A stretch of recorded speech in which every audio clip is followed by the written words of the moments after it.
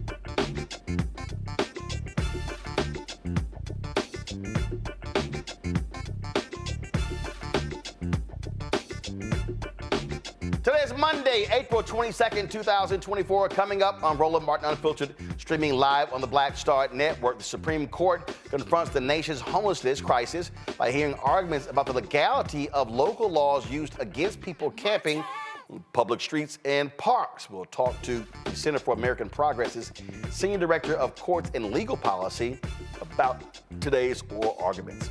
In Alabama, a proposed law making Juneteenth a state holiday will also allow state employees the choice to recognize freedom or Jefferson Davis, one of the greatest traitors in American history. I keep telling y'all these Republicans support the Confederacy.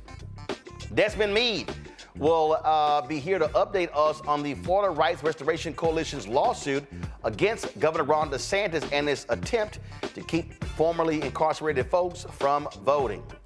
Operation Hope's founder, chairman, and CEO John Hope Bryant was on CNBC's Squawk Box this morning, discussing how Gen Z views capitalism and the difference between equality and meritocracy. Got a couple of things to say. Plus, in our Fit, Live, Win segment, we'll be joined by psychiatrists who will help us understand the difference between mental health and mental illness. And, of course, first day of Donald Trump's trial in New York City, also New York City, massive protests on the campus of Columbia University. It is going to get worse, folks. We'll talk about that as well. It's time to bring the funk. I'm Roland Martin Unfiltered on the Black Star Network. Let's go. He's got it. Whatever the miss, he's on it. Whatever it is, he's got the scoop, the fact, the find. And when it breaks, he's right on time and it's rolling. Best believe he's knowing. Putting it down from sports to news to politics. With entertainment just for kicks, he's rolling. It's on go, y'all. It's Roland Martin, rolling with Roland now. He's funk, he's fresh, he's real, the best, you know he's Roland Martin now.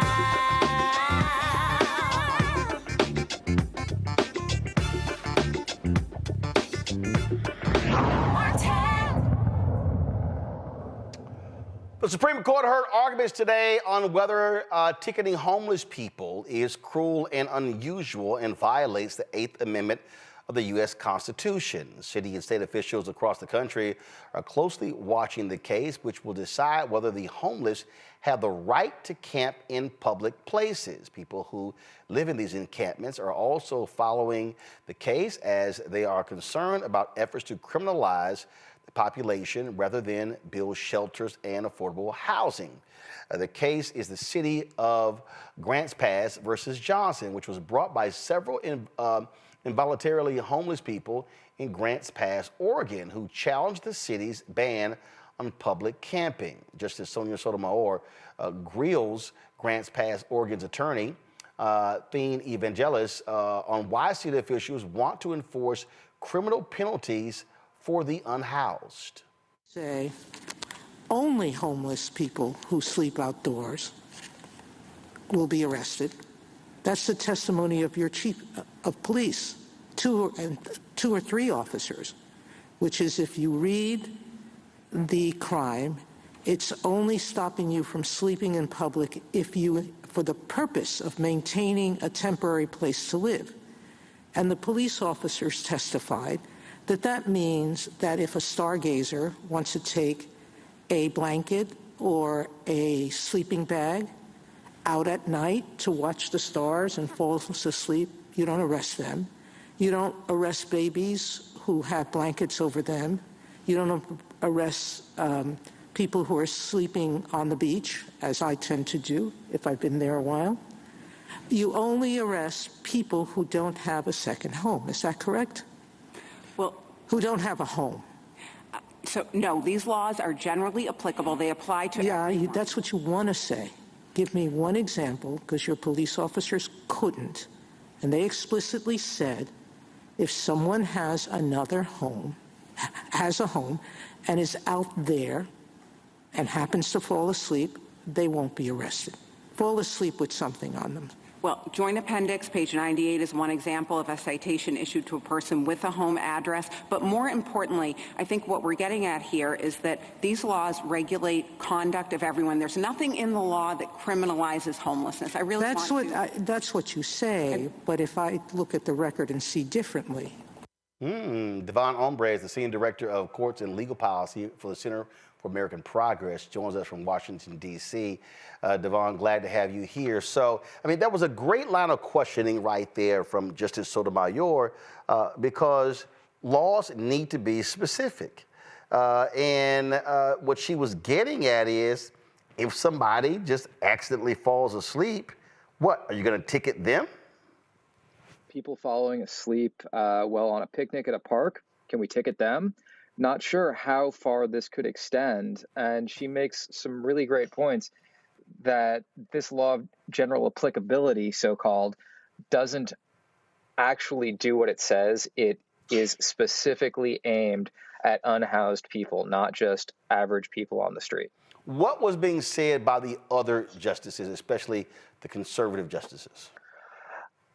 It was interesting to listen, because the thing that struck me was a lot of the lack of compassion that was elicited from the Chief Justice, because he was seeming to implicate that just being in a shelter for one night erases the status of being homeless. And the litigator for the individual plaintiffs were saying being unhoused is not having a permanent address, and being put into a shelter or obtaining shelter for 1 or 2 nights, even a week, does not obviate the problem of being unhoused and homeless, because it doesn't change their status. As soon as they lose access to that shelter, they become unhoused, homeless again, and they're subject to these laws. And they're escalating fines. The first fine is $275. The next fine is $600. A recidivist found outside, sleeping outside multiple times, will be criminally trespassed and can be jailed for up to 30 days. And this is essentially a reestablishment of debtors' prisons that were gotten rid of hundreds of years ago at this point. So, I mean, obviously, you have a lot of cities that have been dealing with this. You hear folks in San Francisco, you hear folks in Los Angeles talk about these different things. And as always, whenever we're having these discussions about why something is happening, very rarely do we want to deal with the root cause of this. We really want to focus just on that in and of itself.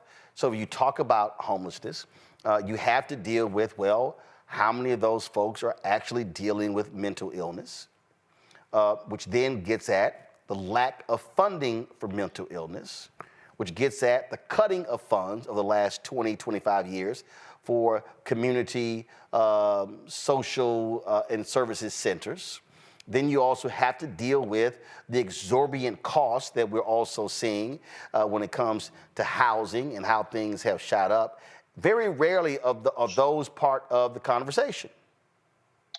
Adding in drug addiction, and then just pure unfortunate economic situations that some people find themselves in due to layoffs, a lack of work, what have you. And you see increases in policing costs. You see increases in jailing costs. Let's not even, or without even talking about the lack of affordable housing in so many markets these days, where people can't afford to live in a one-bedroom apartment without having roommates. It's becoming untenable for a lot of people to function. And yet we're seeing an increase in funding for policing, an increase in funding for jailing. Whereas if we were investing in these root causes of drug addiction, of mental health, of general wellness, then it would cost these municipalities and localities a whole heck of a lot less.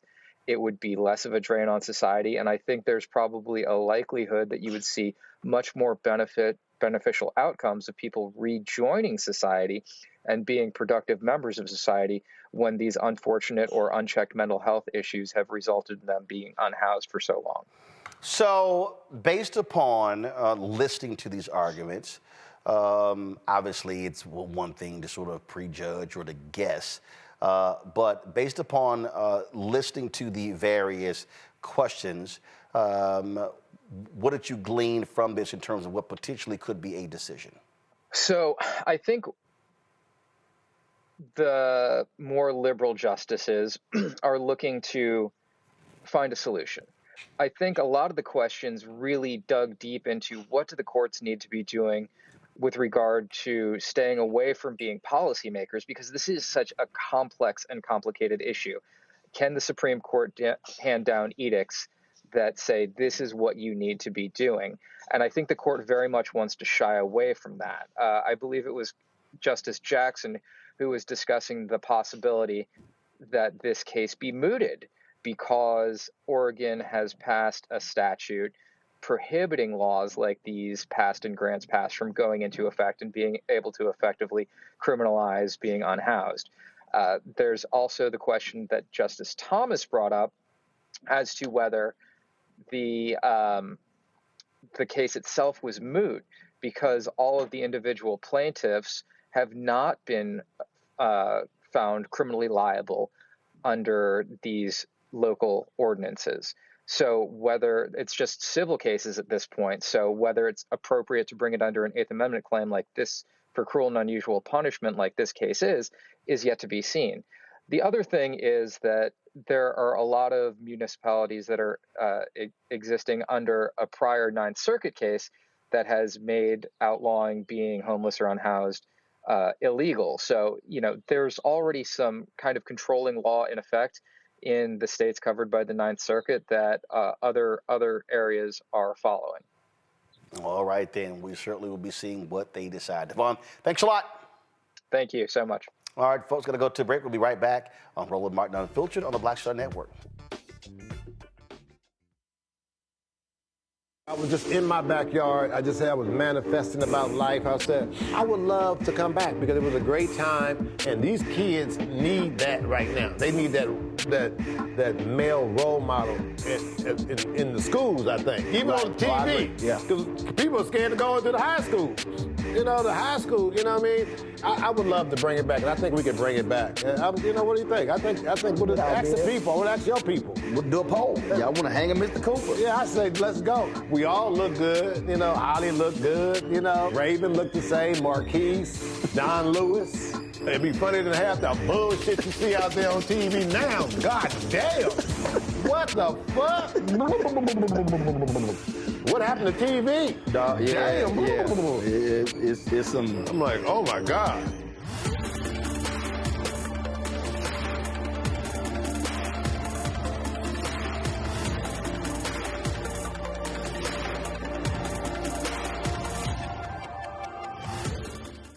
Fanbase is pioneering a new era of social media for the creator economy. This next generation social media app with over 600,000 users, is raising $17 million, and now is your chance to invest. For details on how to invest, visit startengine.com/fanbase or scan the QR code. Another way we're giving you the freedom to be you without limits. I'm Faraji Muhammad, live from LA. And this is The Culture. The Culture is a two-way conversation. You and me. We talk about the stories, politics, the good, the bad, and the downright ugly. So join our community every day at 3 p.m. Eastern and let your voice be heard. Hey, we're all in this together. So let's talk about it and see what kind of trouble we can get into. It's The Culture, weekdays at 3, only on the Black Star Network. What's up, everybody? It's your girl, Latasha from the A. And you're watching Roland Martin Unfiltered.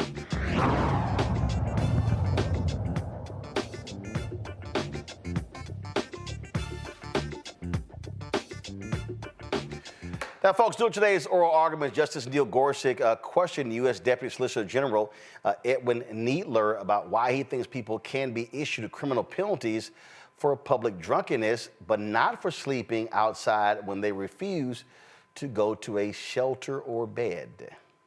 To status. And now you're saying, well, there's some conduct that's effectively equated to status.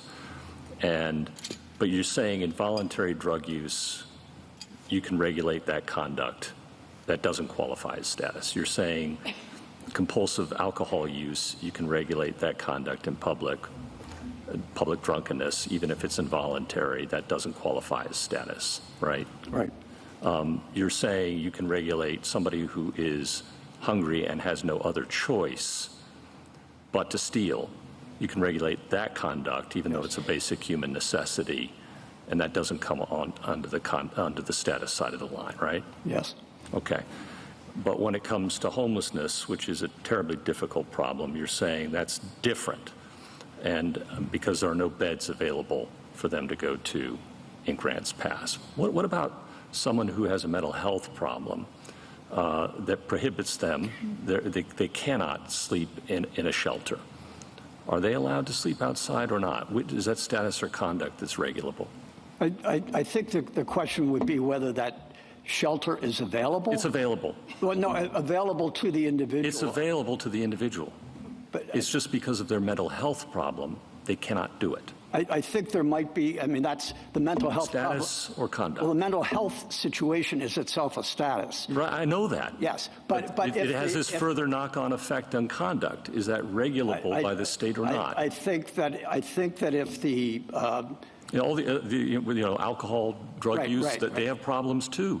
But you're saying that conduct is regulable. How about with respect to this pervasive problem of persons with mental health problems? I think in a particular situation, if the person would engage in violent conduct as a No, don't mess with my hypothetical, counsel. I like my hypothetical. I know you don't. It's a hard one, and that's why I'm asking it. I'm just trying to understand the limits of your line. Don't mess with my hypothetical. How about not use hypotheticals when you get to the Supreme Court? My panel, Dr. Amakongo Dibinga, Senior Professorial Lecturer, School of International Service of American University, joins us from D.C. Dr. Julian Malveaux, economist, president emerita of Bennett College, also an author, also out of D.C. Derek Jackson, Georgia State Representative out of Atlanta. Glad to have all three of you here. That's right there the thing for me. I don't understand, Amakongo. These justices love their hypotheticals, but they're not real. You got a real damn case. So that's just what kills me. Well, yeah, like I hate hypotheticals. I hate them because they're not real. Right. Bro, I mean, obviously we talk about so many serious issues on this show, but this one, there's a certain level, it just sounds evil. You know what I mean? Like the way they frame it, the way they have these conversations and, with your guest before the break, like to criminalize this and to come up with these hypotheticals that, oh, well, whether somebody has it's like you almost bringing in the mental health issue again, something that Republicans don't support in terms of getting more mental health access. And I'm so glad we're going to talk about mental health versus mental illness later. But coming back to this particular issue, they did this with the Super Bowl, like Los Angeles in like 2022. They like got rid of all of the homeless people around like SoFi Stadium because they wanted to make sure that they had a pretty picture of the community. This is disgraceful. These are people, and they make us act. They act as if homeless people who are unhoused, it's a choice. They just decided that they just don't want to live in a house anymore, and that whatever happens is on them. And I thought that the way that Justice Sotomayor framed it, I thought it was really masterful, because you're really targeting people who don't have the opportunity to have their own consistent home. And you want to throw out all of these hypotheticals, which is kind of showing where they're leaning towards. And I'm very concerned about where they're leaning. And I think that this is something that we need to talk about more in our community as an election issue, because the Biden administration, though they don't talk about it enough, they have serious programs working with local and state agencies, not only to tackle the issue of homelessness, but to prevent it. And so I know that this is in the news for other people, but we've talked about this on this show before. And we need to keep talking about it, because you never see conversations about homelessness and people who are unhoused in presidential debates or in state debates. It's never brought up. They're kind of thrown to the side. And now they're really looking at throwing them to the side, whether it's through incarceration or other means, just to get them out of sight, with no real conversations about aiding them in no longer being unhoused. This is disgraceful, and I'm really concerned about what the Supreme Court is going to do on this case. See, Derek, the issue for me is, and listen, homelessness is a problem. I mean, listen, I've been to LA, I've been to other cities, Chicago, and man, you may be downtown and you're like, what the hell am I seeing? Which means that policymakers have to come up with policies, and it's not criminalizing. I mean, you can hand out tickets to homeless folks, but if they already broke, they ain't paying those tickets. And so now what are you gonna do? You're gonna jail them? Okay, that means that the cost to jail them actually will exceed what you could potentially do if they are somewhere else. You're on mute. There you go. According to the last census, there are 250,000 unhoused citizens in the United States. Over 250,000 unhoused citizens in the United States. In Atlanta, we have 3,000. And so the reason why this is concerning, regardless of the decision that the Supreme Court makes around this case, it's not going to solve the homeless, unhoused situation. When you highlighted enforcement, we don't even have enough room for common criminals to put in our jails, more or less someone that is sleeping on a park bench. So that enforcement piece is challenging by itself. The other dynamic to this too, Roland, is this. Think about, other issues that we can actually solve, right? That really help define our level of humanity in the United States. Other issues around affordable housing, mental health that we're going to discuss later on during the show, mental illness. We're here in Georgia, we've closed all of our state facilities. And so when we're dealing with the unhoused and homeless, they're either in our emergency rooms, depending on their situation, as they combat a mental illness. And also look at the composition of the unhoused. We're talking about families. We're talking about veterans. I served in the Navy for 22 years, so we got veterans out there as well. We got some folks who just on their bad end of society right now. And so whatever decision the Supreme Court makes, it's not going to solve their hypothetical situation. And that's really what this thing is about, Julian. You've got to have policymakers who want to confront the problem of the homeless. You can't just whine and complain about how it looks, having people, filling up the sidewalks. You must deal with the root problem. Otherwise, you're just kicking the can down the road. Roland, the problem is bigger than the Supreme Court. Although the Gorsuch's comments, and I love the hypotheticals, they're playing with lives. They're playing with important people's lives when they start playing hypothetical. What if? What if? What if? What if, as a brother just said, 2.5 million people or 250 million people homeless. I got the numbers wrong, but basically all these homeless people. Here's the root of the problem. There is inadequate affordable housing in this country. Why is there inadequate affordable housing? Because corporations have been buying up single-family homes that could be Section 8 homes, that other kind of homes. They've been buying up these homes and turning them into cash cows. It's called predatory capitalism. And in fact, there's a report that says that by 2030, that's just 6 years from now, by 2030, 40% of all U.S. homes will be owned by private equity. Precisely. And their goal is not to sell the homes. Their goals is to make people renters so they are paying escalated rental fees. They have a perpetual income stream, and they lock people out of wealth development, and it is happening all over the country. Obi Congo made a really important point when he talked about just the evil inherent in this. But it's, again, I said, this is bigger than the Supreme Court. This is public policy. Marcia Fudge, as HUD secretary, was beginning to deal with this. She left, of course, because with this Congress, you couldn't pass gas, much less legislation. But she's gone, and the interim woman, I believe, is very good. Todman, I believe her name is very good, but nothing is going to be passed. It's a public policy issue about how we deal with the poor, how we pay the poor. Minimum wage, federal minimum wage has not gone up in more than a decade. And so hold on, I want to stay there because the problem here is this here. It sort of reminds me of we were talking about the downscale customer service jobs. Historically, those were jobs for young people and for folks in their early 20s. Well, what then began with technology, things began to happen.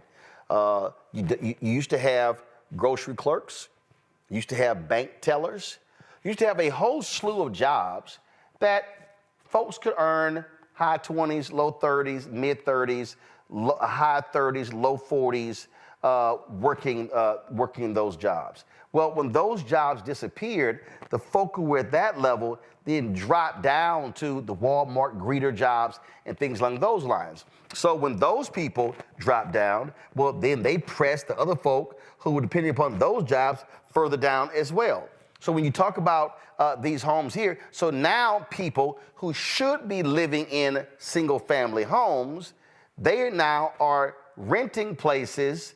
And so folk who traditionally would be in those apartments, they now are being pushed out as well. Go to my iPad, Anthony. This was a story even in the conservative Washington Times. 44% of flipped single-family home purchases in 2023 were by private investors. That means, Julian, the folk who actually should be traditionally buying a home, likely first-time homeowner, likely a young couple in their early 30s with a child, they now are being stuck in apartments. And so you now have a serious problem of housing, and you have policymakers who don't want to deal with this, the private equity folks. They don't want to deal with the mental illness, don't want to deal with other sort of stuff. And then they go, oh, we got a homeless problem. Well, yeah. Well, if you don't have homes, you have a homeless problem. And if you deliberately take homes out of the market, take single-family homes out of the market, you're creating your own problem. And none of these people, we understand fully how politicians purchase congressional and Senate seats. We understand fully that they, like a David Trone in Maryland, throwing millions of dollars, $45 million of his own money into his campaign against the brilliant Angela Alsobrooks. But, he's putting all that money. Is this going to be someone who's going to stand up against these equity investors? No, because he is one. You go down the list and you look at them. No, they're not going to stand up. And so we basically have no congressional living caucus. We got Congressional Black Caucus, but we need to have a congressional caucus that really deals with how people live if they're moderate income. But your point about the automation. I tried to pay a bill today. It took me 20 minutes to get a person. Press 1 for this, press 2 for that. 1, 2 didn't give me anything. I had to start screaming, and then somebody picked up the phone and said, "Are you okay?" I'm like, "No." But here's the deal, though. I'm a Congo perfect example today. And listen, for the last 5 or 6 years, I have gotten more phone calls, more text messages. I mean, you name it, from folk trying to buy my home in Texas. I paid the home off 2009, I guess. So I've owned it outright. My parents have been living in my home. My sister and her 2 nieces lived in the home for quite some time. Sister gets remarried. Both of my nieces are out. My nephew moves to Dallas. He's now living in my parents' home. So at one point you've had 3 generations of family members. Now, the benefit to family members, they're not paying rent, so they're living mortgage free. They're paying for utilities, things along those lines. And so that is of economic benefit because they are able to, to be able to sort of build their life and not have where most places 40 to 50 or 60% of some people's income is going towards where they live. And so my parents dad will be 77 on Thursday, mom is 77 in November. And so they are even in a situation, so their Social Security, railroad retirement is not having to go 50, 60% to housing because I own the home. But they've been blowing my phone up like crazy, trying to offer me cash. Now, the home was purchased, I think it was $122,000 when I purchased the home in December of 1999. The value of that home today is, and I posted this on social media because I made a post about it. The value of that particular home today is $344,850. Now, for the person who is watching going, wait a minute, hold up. You bought a house for $122,000 December 1999. Here you are 25 years later, and it's worth almost 3 times as much. Here's why. Anthony, go to my iPad. So as you see here, folks, this is U.S. home construction from 1900 through 2021. And you'll see 1900, 1.78 million homes were built in the United States. And then 2.65 million, 2 million, 4.16 million, and then you get to the 50s. Now, why is that important? Because now you're dealing with right here, you're dealing with really 1950 to present day, you're dealing with the folks, especially namely white, who were able to buy homes when it came to the GI Bill. So 10.08, 9.49, then you see 12 million, 12 million, 12 million, 14 million between 2000 and 2009. Then you see a massive drop 2010, 2019. Why is that? 2010, 2019, folks, that was a result of the home foreclosure crisis in the previous decade. And so you had massive foreclosures. 53% of all black wealth wiped out. Now, here's the problem. The next decade, we are far behind in the current decade. A Realtor.com report said that we're 7.2 million homes behind in this decade. So here's the problem. If you say, let's just say from 2020, 2029, let's just say we build about 7 million homes, and we built 6 million homes in the previous decade. That means that in 20 years, you barely built the number of homes that was built in 2000, 2009.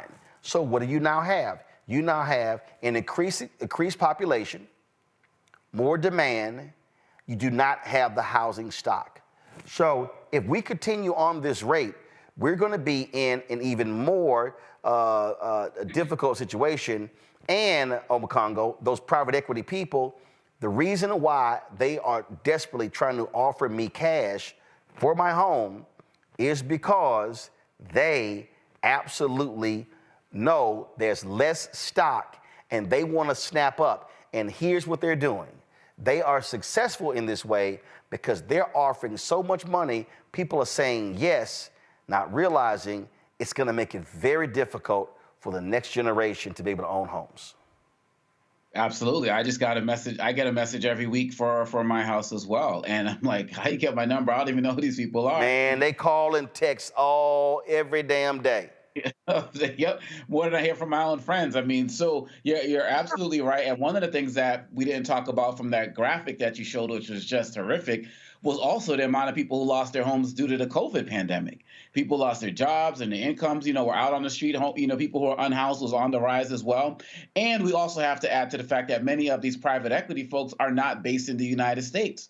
And so people from across the globe are buying up American property, just like they're buying up American land and farmland and the like. And so much of what we had in this country is not owned by regular everyday people. And when we get into this next election cycle, when we get into these next few years, you're going to have more people who are out there going to be homeless. And that's why I think the Supreme Court is going to rule against people who are unhoused, because they want to have an institution or a system already lined up in place to be able to deal with these people, quote unquote. And the fact of the matter is they don't want to deal with policy like you just talked about, and Dr. Malveaux was talking about. They don't want to do that. And so really at the end of the day, we have to make sure that, as Dr. Malveaux also talked about, a congressional caucus on living, we have to make sure that we're raising awareness about this, because if we don't, particularly families that might be underwater a little bit but might be able to save their home, if they had certain policies or were able to work with the Biden or local administrations, they're going to get a call from one of these folks, and people are just going to say, oh, yeah, I'm just going to do it. I'm just going to sell. People are going to sit on it. The values of the communities are going to go down because these houses are going to be unoccupied for a while, or like you said, a renter class is going to grow,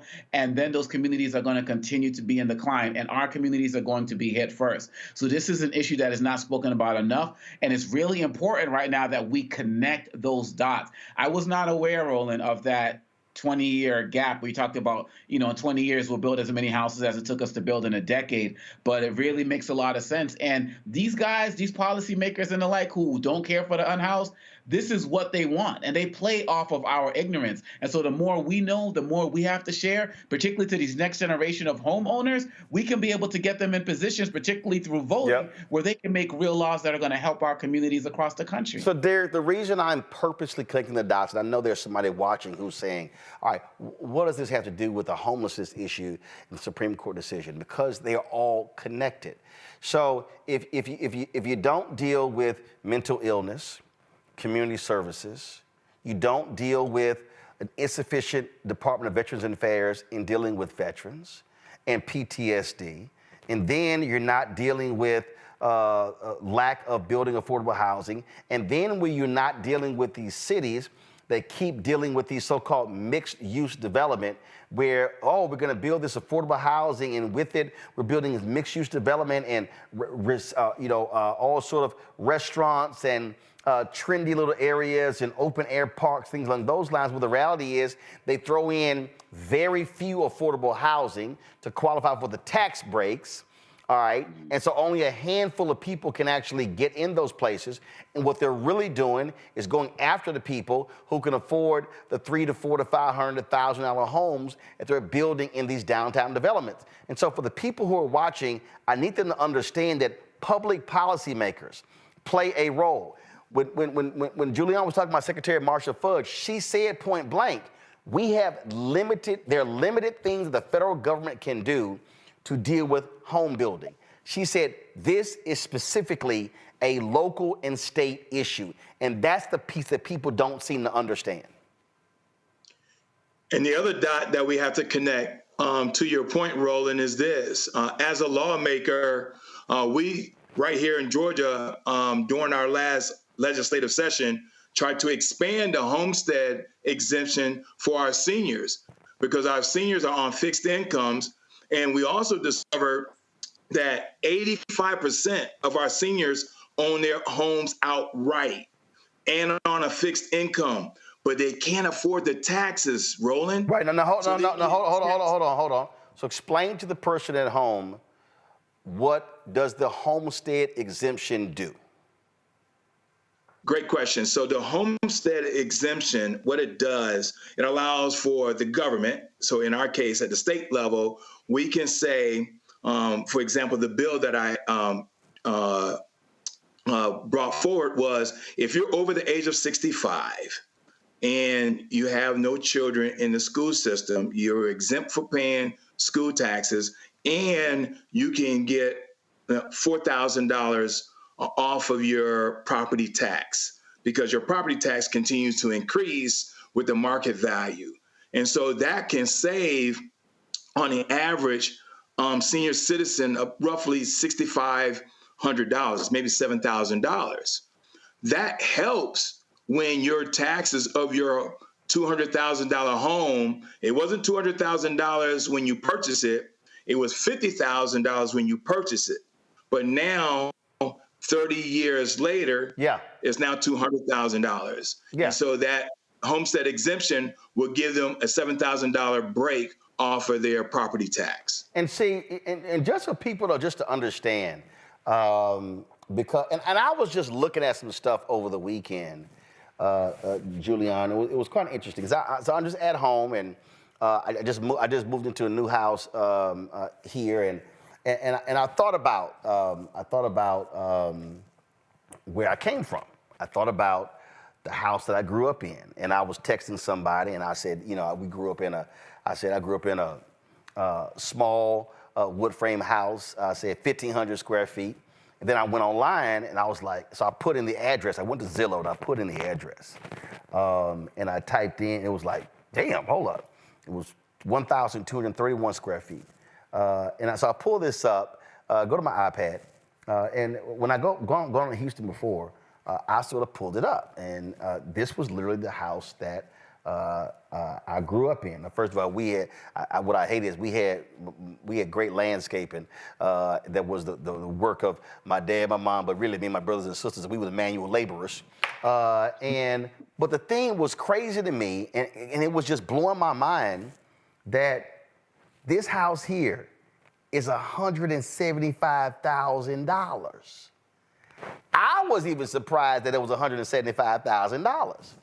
And then I pulled up some other homes that were on the street my grandparents lived on 8 blocks away. And that was a house that was newly built. It was a brick house, very nice inside. That house was $399,000. I was like, huh? Part of that is the natural rising in prices. Right. But what I was looking at the neighborhood. I was looking at amenities, things along those lines. So the reason it blew me away was, wait a minute, are you serious? Almost $400,000 for that house in that neighborhood, which then brought home the reality of that because we have so few stock. Yeah. That I don't care where the house is, I don't care in what neighborhood, it is sky high because you don't have available stock. And so now that's just a single family home. Now you go, wait a minute, imagine folks much lower income, they can't afford to even pay some of these rent, and that ties right back into the homeless problem that we're seeing, where people, if they can't make some payments and they get evicted, they can't get into a shelter, they are out on the street. And that's where policymakers are going to have to stop complaining about seeing people sleeping in cars or sleeping in parks on the sidewalks. They are going to have to confront the policies that are contributing to the homeless problem in America. Julian, 60 seconds before I gotta go to break. San Francisco Mayor London Breed is using vacant land to build affordable housing. She promises to build about 80,000 units. She is up for re-election, but she said she's got started on the process. The issue is building more housing. And to y'all's point, not a day goes by when some colonizer knocks on this door or puts a note through my window. Is your house for sale? And my answer is, MF, do you see a for sale sign in front of this house? If you do not, the house is not for sale. Don't ask me no stupid questions. But basically, you've got an era of speculation about housing. It's pushing prices up. We have to figure out how to build more affordable housing for people of moderate incomes. Average Black family earns about 60 grand. Average Black family. Overall, numbers higher. But so what can you do with 60 grand?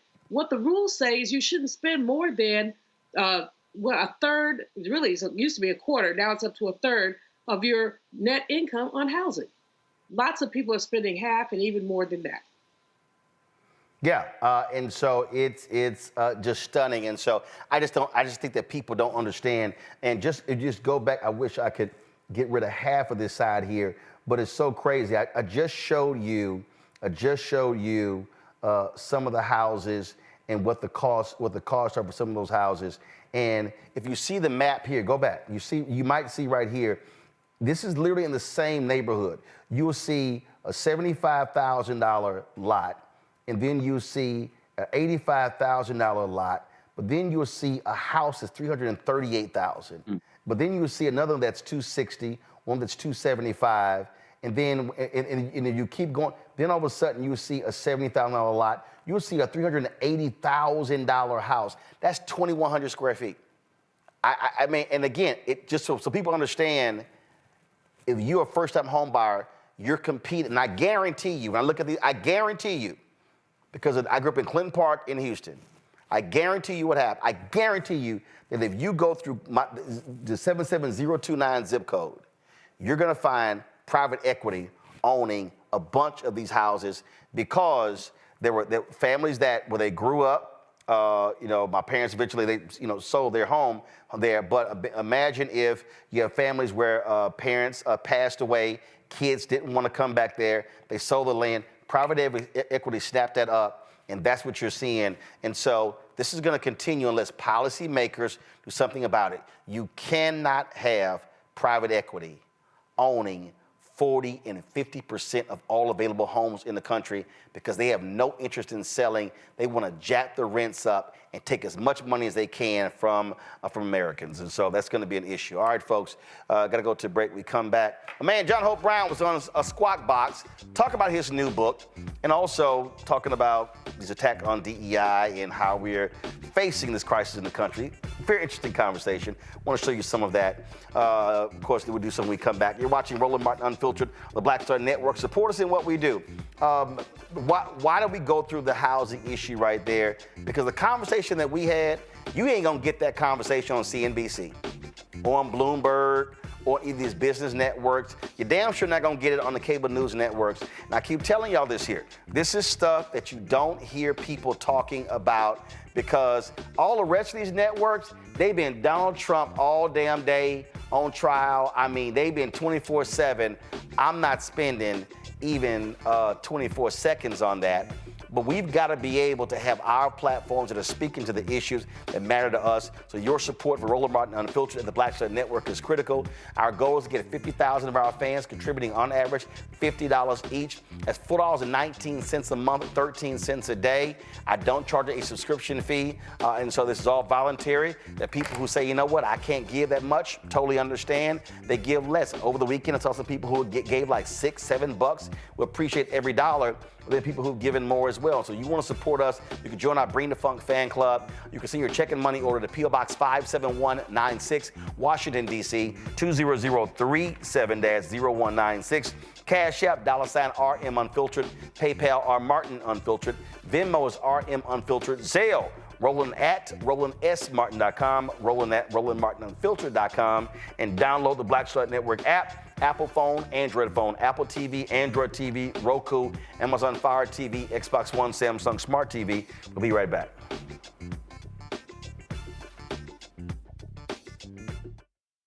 Table with me, Greg Carr. Dr. Kwasi Kanadu, author, scholar, and healer. He is one of the truly representative thinkers and activists of our generation. I had a dream, a particular night, and when I woke up, several ancestors came to me, and they came to me and said, "We really like what you're doing, but you have to do more." His writing provides a deep and unique dive into African history through the eyes of some of the interesting characters who have lived in it, including some in his own family. The multi-talented, always fascinating Dr. Kwasi Kanadu on the next Black Table here on the Black Star Network. On the next Get Wealthy with me, Deborah Owens, America's Wealth Coach, have you ever had that $1 million idea and wondered how you could make it a reality? On the next Get Wealthy, you're going to meet Liska Askalise, the inventress, someone who made her own idea a reality and now is showing others how they can do it too. Positive, focusing in on the thing that you want to do, writing it down, and not speaking to naysayers or anybody about your product until you've taken some steps to at least execute. Liska Askalise on the next Get Wealthy, right here, only on Black Star Network.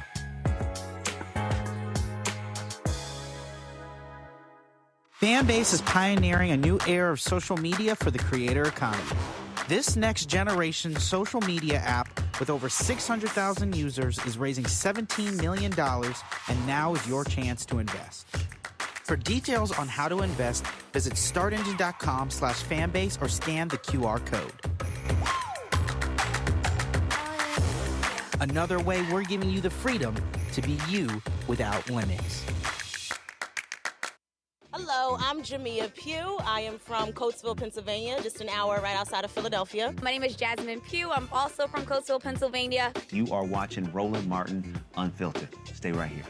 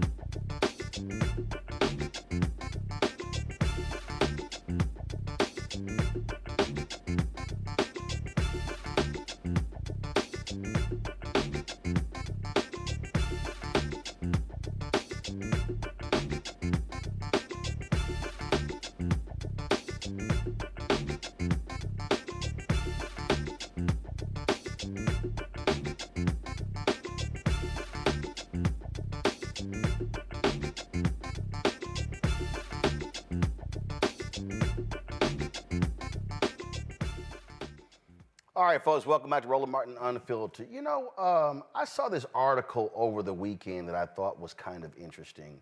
What tripped me out in looking at the article, it talked about taxes. It talked about President Joe Biden's plan. He wants to tax folks, families that make $400,000 or higher. And I thought it was interesting. And there was a brother who was quoted in the article who said, you know, this is not fair. I don't feel like, you know, I'm rich because with $400,000, and as a result, you know, I'm gonna pull the story up. He goes, you know, I'm gonna vote for Trump. And the headline was, I don't think of myself as rich, the Americans crossing Biden's $400,000 tax line. So I thought it was just interesting seeing that. And the reason it's a trip is because, one, a lot of people literally have no clue about taxes in this country. They have no clue about how this actually came about. And I want to go to Julian first because I posted this. I'm going to show the article in a second. And I posted this, Julian, because the first thing I said was, okay, I wonder if this brother went to college, and I wonder if he got any Pell Grants. Where does the money come from? Then I said, well, to this, I wonder if the brother realizes that, you know, does he think about when he's driving on roads, how's that paid for? Does he think about when he's in Tampa and they have disaster relief, hurricanes, tornadoes, floods, where that money comes from? It always trips me out, these folks who complain about taxes, but never think about the stuff that taxes pay for, and then, well, how dare you do it? And don't even realize that Biden's plan, it's not increasing your taxes, Julian, on the $400,000. It's increasing your taxes on what you make above the 400,000.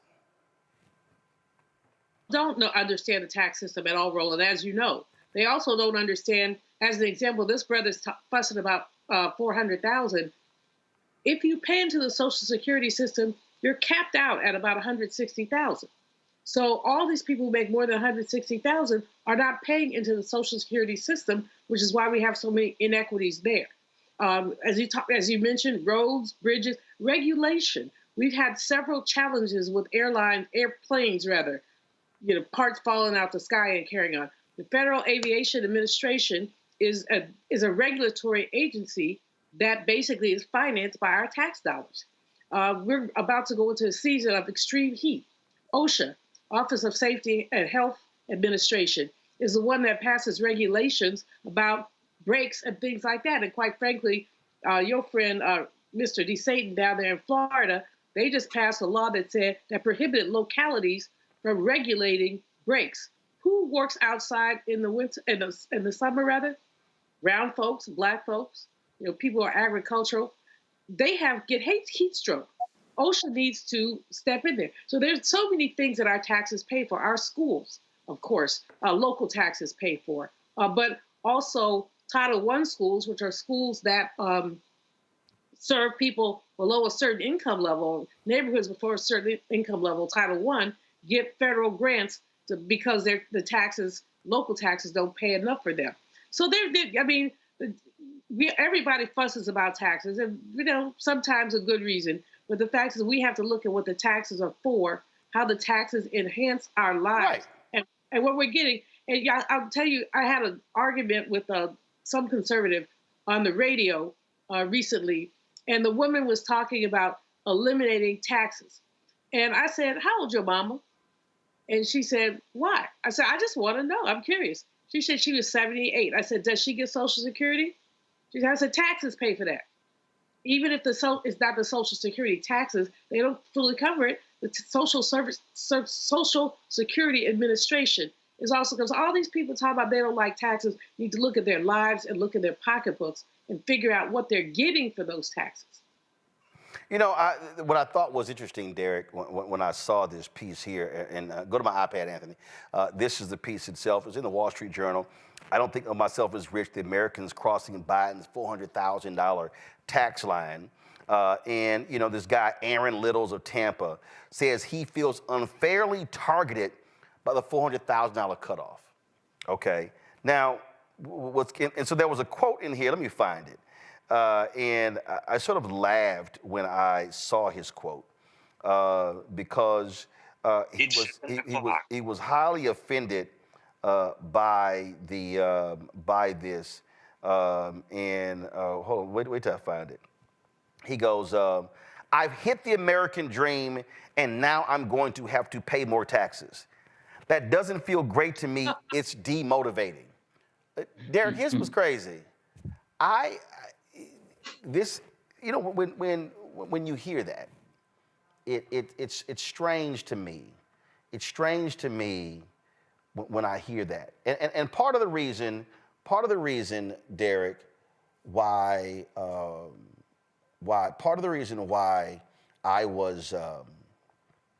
was looking up. Part of the reason why I was looking up.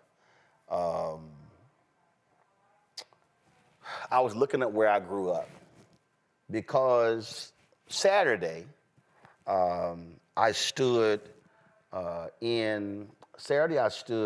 in my new backyard, and I saw this. And so I thought about where I grew up with my parents, neither one who went to college, parents who never made more than $50,000 a year. And I thought about where I am now. I thought about moving into a new home, still owning my home in Texas where my parents live and my nephew lives there, and the life that I have.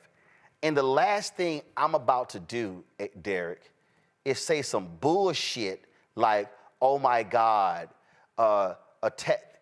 raising taxes is demotivating." No, it's not. But I have to understand that, you know what? The road that I drove on, the cops that patrol the area, the lights, the sewer system, the highway, all those things are paid via tax dollars. Now, I totally understand folks saying, I want to keep as much money as I can make. And so as a business owner, I understand that. But when my accountant tells me, hey, Roland, when you buy these things, you can write all of that money off, well, that means I'm going to go buy some other stuff for the studio to make us better, to lower my tax threshold. But the fact of the matter is, when I write that check, I also understand how I want it to be used, how I don't want it to be wasted. But this notion of, oh, sure, let's demand this and this and this from government, but I don't want to pay for it. I want somebody else to pay for it. Where in the hell do you think it comes from? You know, Roland, when you think about this discussion or this debate between socialism and capitalism, folks who have been received a lot of those tax dollars by way of incentives and grants, they don't talk about that. PPP, where do they think that money came from, Roland?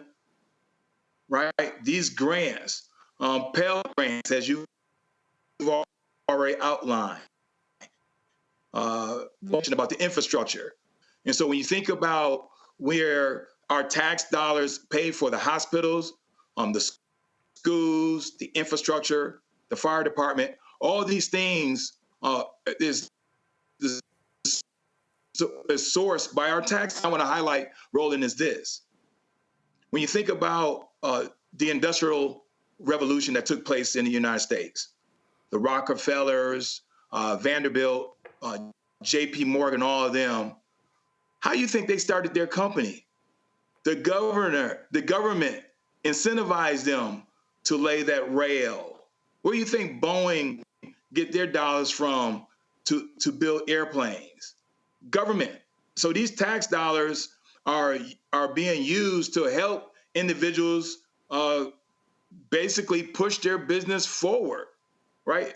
Steve Jobs, you know, he got a lot of money from government to help build out Apple, and so on and so forth. So I just find it very interesting when we have this conversation around socialism and capitalism, those who like Elon Musk don't tell the truth that they got $600 million to help him become the multi-billionaire that he is. On Congo, I find this to be interesting. Some fool named Sean Ryan on our YouTube chat goes, where has socialism ever worked? Anthony, go to my iPad.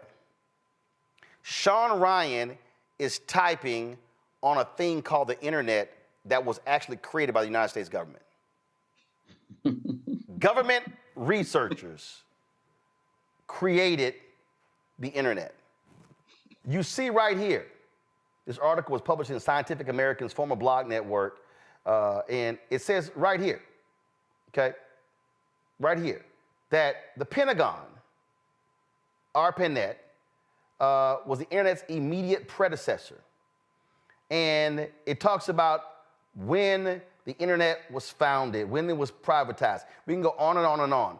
The bottom line is, it was government researchers that put us in the position right now. Folk don't seem to pay any attention to that. The point I'm making is, if we're going to sit here and, I mean, we can debate and we want to argue. Like I had a guy on Twitter, he goes, well, I just think the $400,000 is, this, I found this to be hilarious.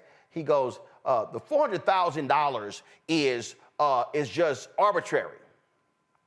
I said, okay. And he was talking about how what his family makes, and if my wife is this, and I'm this here, and I'm listening to him talk, and I went, I wonder if he even understands what the median average income is in the United States. And he was just, and again, he was just sitting here talking and talking, and I was like, okay.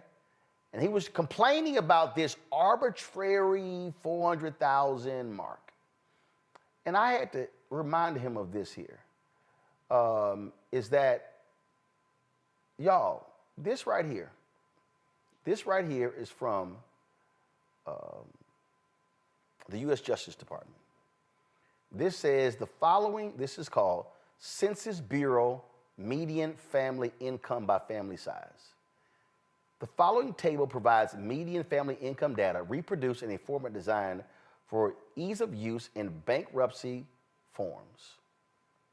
You'll see right here, okay? Starting with Alabama, it shows one earner all the way to family size. You'll see here that so Hawaii, let's say four people. Hawaii is at 125,000. Connecticut is at 137,000. Let me go see if anybody's higher than Connecticut. Maryland is 138,000. Okay, New Jersey is 140,000. New York is 117,000. So New Jersey is the highest with 4 kids. The median family income in New Jersey is 140,000 on the Congo.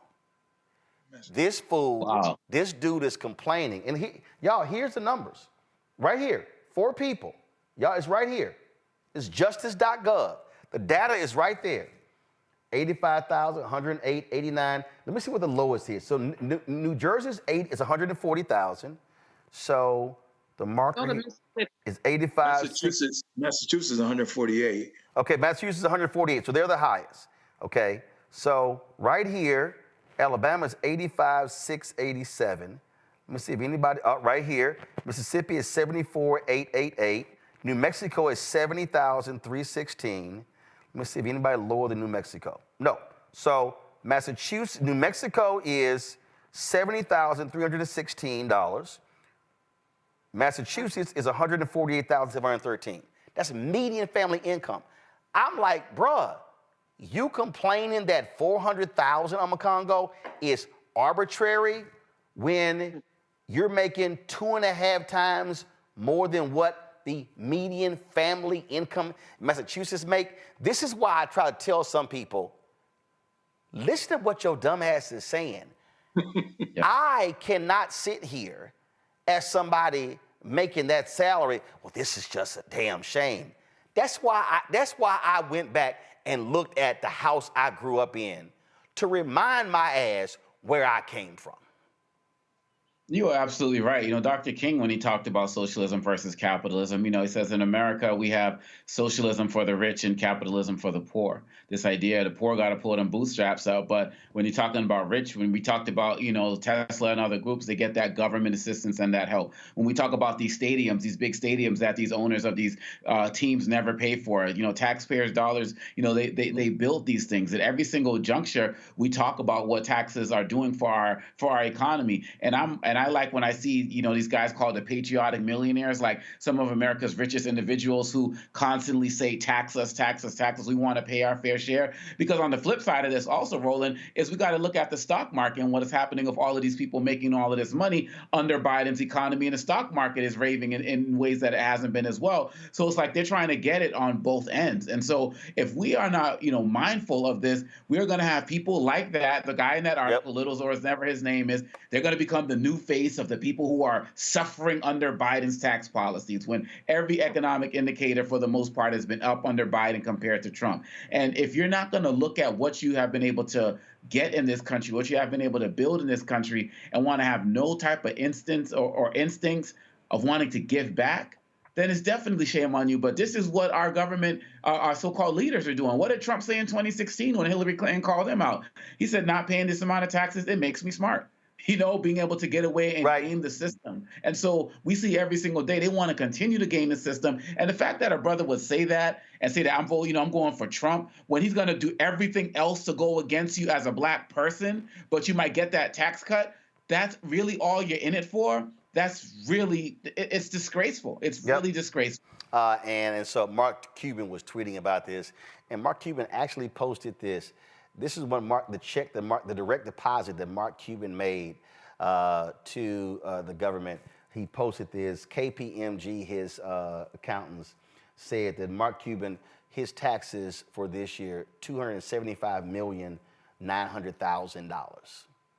And Mark Cuban said, I'm proud of what I've been able to do, how much I've been able to make, and I happily will make that direct deposit because I understand that these things cost. Just something people, real quick, 30 seconds. I got to go to the next guest. Go. It's a false dichotomy to talk about socialism versus capitalism. What we're talking about is a compassionate capitalism, that's a whole other story. What we're really talking about is a capitalism that is fair. Right. That's what we're talking about. No one is advocating Soviet-style socialism. So it's a false dichotomy, but it allows crazy people to sort of say, oh, gee, we're veering towards socialism. No, what we want is a compassionate capitalism where everybody pays their fair share. Yep. And we have compassion for people at the bottom. All right, folks, when we come back, we're going to talk about a lawsuit in Florida against Governor Ron DeSantis, his attack on folks formerly incarcerated. You know, he's been trying to keep those folks from voting because he understands that they could form a huge voting bloc and knock a lot of Republicans out of public office in Florida. That's next. Roland Martin Unfiltered right here on the Black Star Network. Hatred on the streets, a horrific scene, a white nationalist rally that descended into deadly violence. White people are losing their damn minds. An angry pro-Trump mob storms the U.S. Capitol. We've seen shooting. We're about to see the rise of what I call white minority resistance. We have seen white folks in this country who simply cannot tolerate black folks voting. I think what we're seeing is the inevitable result of violent denial. This is part of American history. Every time that people of color have made progress, whether real or symbolic, there has been what Carol Anderson at Emory University calls white rage as a backlash. This is the rise of the Proud Boys and the Boogaloo Boys. America, there's going to be more of this. Here's all the Proud Boys, guys. This country is getting increasingly racist in its behaviors and its attitudes because of the fear of white people. The fear that they're taking our jobs, they're taking our resources, they're taking our women. This is white fear.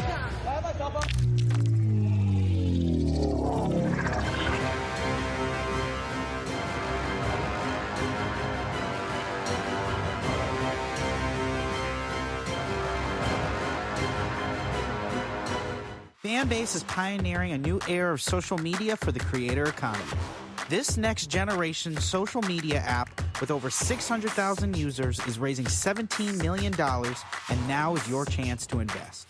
For details on how to invest, visit startengine.com/fanbase or scan the QR code. Another way we're giving you the freedom to be you without limits. Mitchell, a news anchor at Fox 5 DC. Hey, what's up? It's Tammy Roman, and you are watching Roland Martin Unfiltered.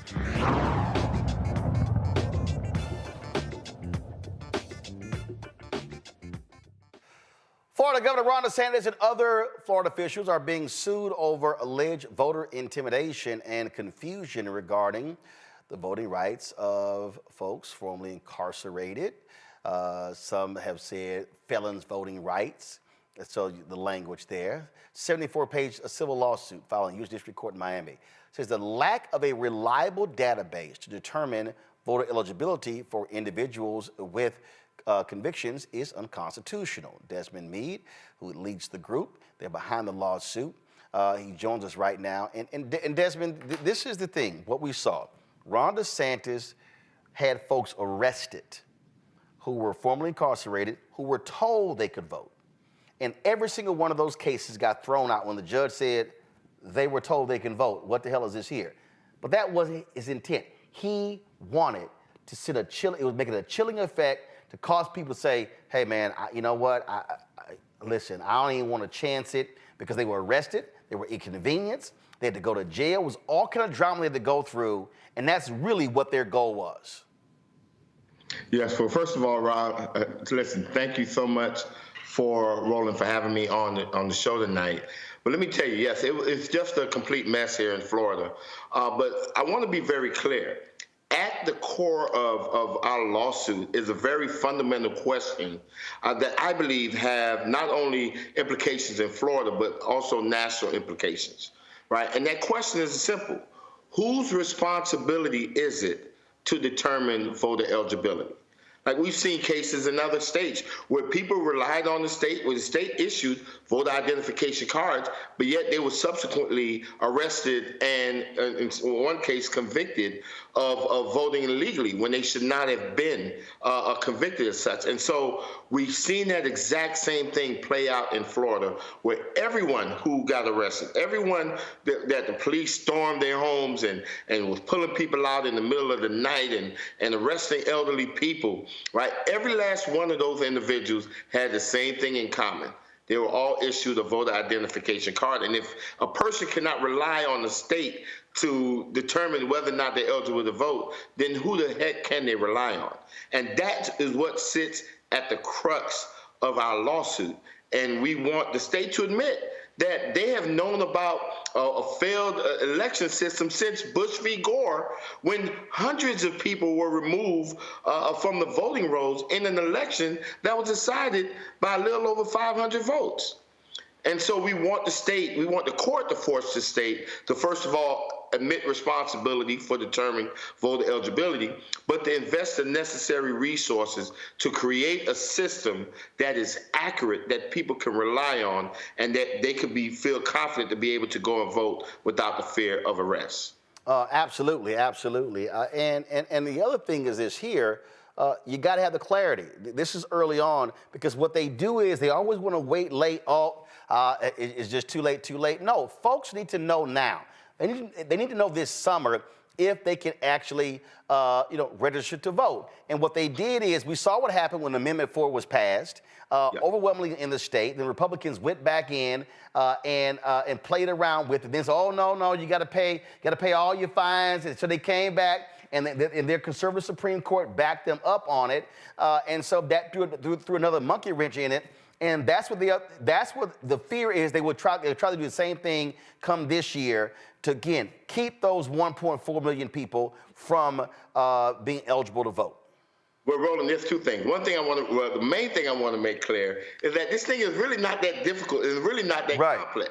And the reason why I say that, because right now in Florida, if I were to get traffic tickets in multiple counties in Florida and don't pay those traffic tickets, right, and my license gets suspended, if I go to any county in the state of Florida to say I want to get a driver's license or reinstate my driver's license, I don't care what county I go to, they will immediately be able to say, nope, you cannot get a driver's license because you owe money in these 4 or 5 different counties. This is how much you actually owe, right? And until you pay that, you won't get it back. But the minute I pay it, guess what? I get a clearance, and I'm able to get my license reinstated immediately. And so there is already a system in place, right, that can tell people what they owe if they have outstanding traffic tickets. Why can't there be a system in place for something even more what I think is more important than driving, and that's being able to vote, being able to cast a ballot? So are you still hearing from people who were formerly incarcerated who are like, man, I don't know what to do? I told the story of the brother in Texas who voted in 2020, stood in line 6 hours, story was done, Republicans came after him, and this brother, he was eventually cleared, but he literally said to the Houston Chronicle, I'm not voting because I don't want to go through this again. That right there is what the fear is. That is the chilling impact that resulted because of the result of those arrests.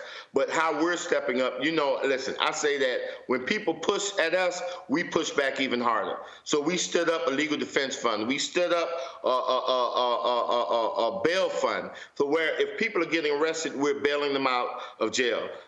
If they're getting arrested for voting illegally, we're getting pro bono attorneys from across the state of Florida who has agreed to represent these individuals. And what we've seen is that the majority of these cases cases end up becoming successful because we have strong advocates that's representing these individuals. In some cases, we've seen reports in the past where in other states, maybe that person didn't have a strong representation, or maybe the state sometimes try to scare you or use scare tactics to scare someone into accepting the plea deal. We see that happen. And so how we counteract that is by building a strong and formidable army of attorneys across the state of Florida that would stand up to the state and push back and say, heck no, right? This person did not do anything wrong. They relied on the state. They did not have the requisite intent to even be charged with this, right? Much less getting arrested. And so, therefore, our band of attorneys are stepping up to let people know that, listen, we got your back, right? If you honestly believe that you are eligible to register to vote, even the 11th Circuit Court of Appeals have said this, right? That when a person honestly believes that they can vote, they should not be treated like a common criminal. They should not be arrested and thrown in jail. Questions from the panel. Derek, you're first. Appreciate your work in this space. I continue to try to make the case that the John Lewis Voter Rights Act, if it was in place, it will mitigate and resolve these kind of issues. Do you agree or disagree with that? But the only problem with that is that the states have a certain amount of rights as it relates to whether or not they can allow its citizens to vote. And that John Lewis Act would probably only apply to federal election, right? Which, I mean, we have some win there as it relates to federal elections. But, we've said over the years that the politics that impact us the most are local politics, right? Our governor, our state attorney, the judges that sit on these benches, the sheriffs that's running for office, right? Those are like very key races that we have to be involved in. And the John Lewis Act would probably not cover those races. Julian? First of all, thank you for your work and congratulations on your prior victories, especially with the legislation that was passed to allow formerly incarcerated people to vote, even though Florida played with it. I'm interested in what you have an army of attorneys who are, I assume, pro bono representing these people who have been charged with voting illegally. My question is, what's the cost of that, even though they're pro bono? What kind of resource use is that? Because of, with this malicious attack on these voters, it's costing money, resources, effort. Tell me about how much, and not just dollar terms, but in terms of diverted resources that could be used for other very important voting rights issues. Yeah, so, and you make a valid point, and that's why there is that deep level of appreciation for these attorneys that are volunteering their time to represent individuals. We also have volunteer attorneys that are also representing people in court to get those fines and fees actually waived so they can, or converted to community service hours, and that at the end they could have that judicial order that basically say that they're free and clear and they could vote without fear of getting arrested. And so we have attorneys that are representing people who have been charged, and we also have attorneys that are representing people who wants to get clarification on their voter eligibility. And if they have fines and fees, we're going into the courts and getting those fines and fees waived. But when it comes to the cost, I could only speculate that it's in the probably millions of dollars. When it's all said and done, when you account for attorney's time that he spends on a case, the time that our researchers spend researching the case and doing the state's job for it, there's millions of dollars that could have been allocated or reallocated and used in other places. So once again, we are grateful for the attorneys, and every day we're getting more attorneys that are volunteering to take maybe 1, 2, or even 3 cases on our behalf, and we're grateful for that, and we just have to keep pushing. But the cost of the burden, and I want to be very clear with this, and we're saying this in our lawsuit, should not be on a nonprofit. It should not be on us. The burden of determining voter eligibility should rest and reside with the state. right? And especially when you have a state like Florida that like to preach about election integrity. Well, election integrity starts with the state doing its doggone job. Congo.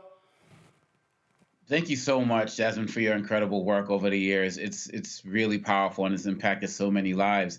I want to know if you could speak to whether there is a racial or political dynamic in terms of who's being targeted, because from a distance, we see it's Black folks and people who are more likely to vote Democrat. I've heard about stories about people in retirement communities like the Villages that's primarily Republican, people who have actually voted twice intentionally and didn't receive any types of reprimand or little reprimand. Could you speak to some of that disparity in terms of who's actually being targeted? So, yeah, so I don't know if part of this is good news or bad news, right?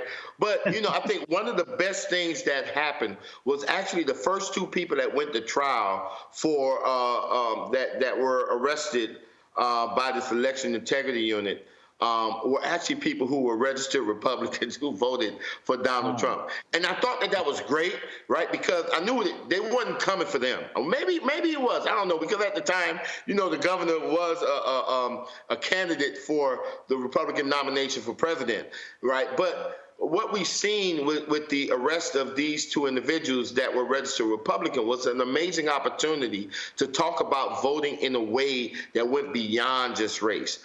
But when you step back and just look at the counties that were targeted, you would see more progressive leaning counties. You would see more counties that had a heavy African American Latino population that was being targeted as opposed to other counties, right? And then you see the cases that you was talking about that the courts threw out was the cases in which our lawyers challenged the jurisdiction of the statewide prosecutor to even bring those charges, right?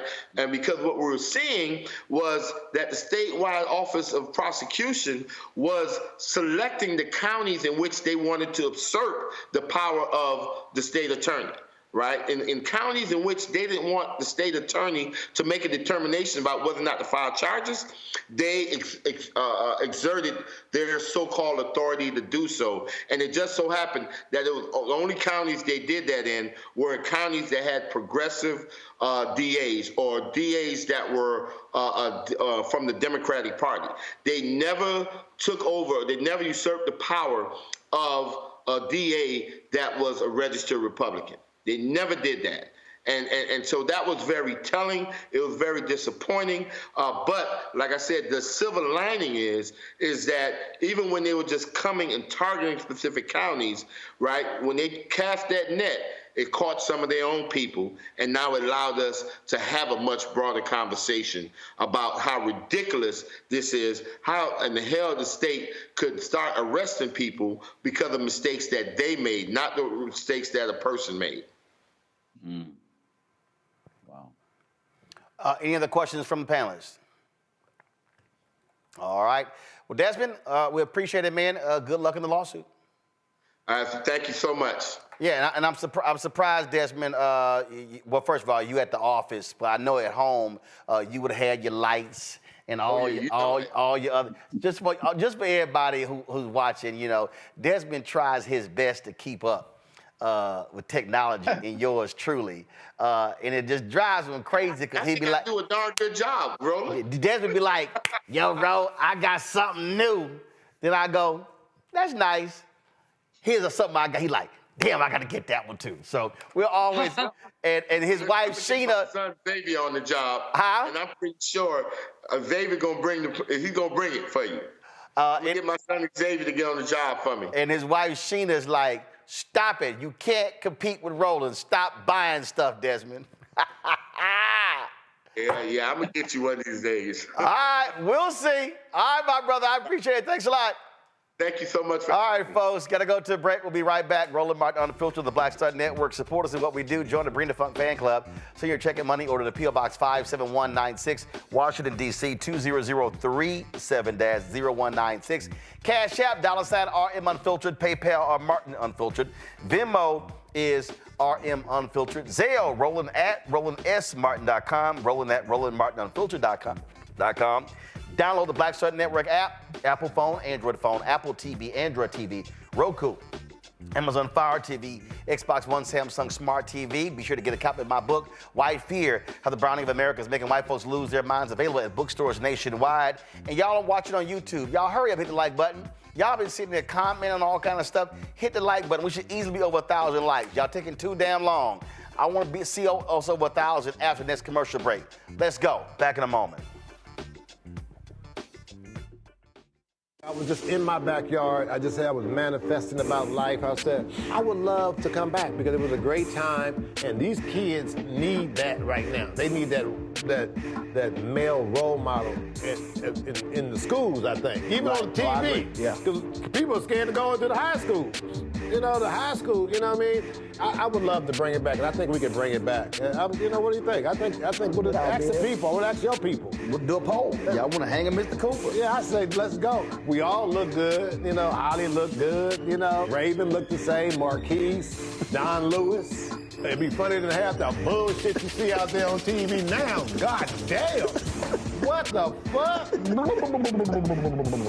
What happened to TV? Damn. It's some... I'm like, oh my God.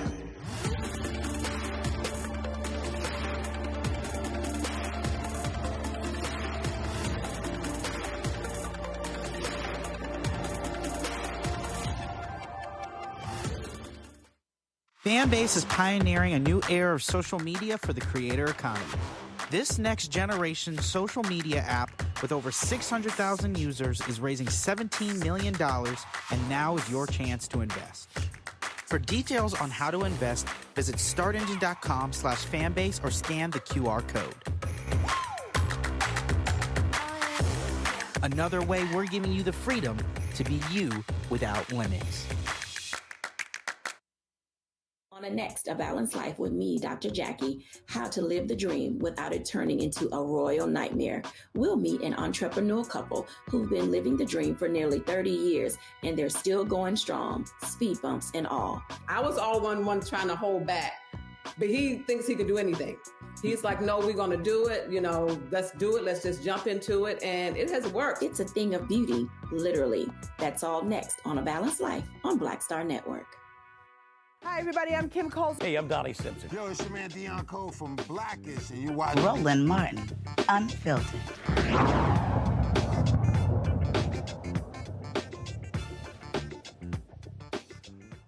You can always count on Alabama doing some stupid stuff. House Bill 4, if signed into law, will allow for Juneteenth, which of course celebrated on June 19th, to become a state holiday.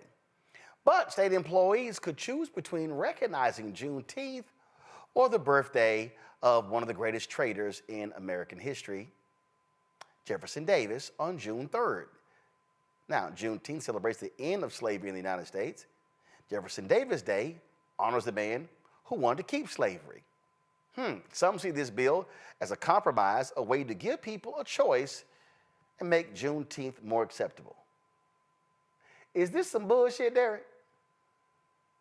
I always find it amazing, Roland, that anytime it relates to Black people, let's just make this plain.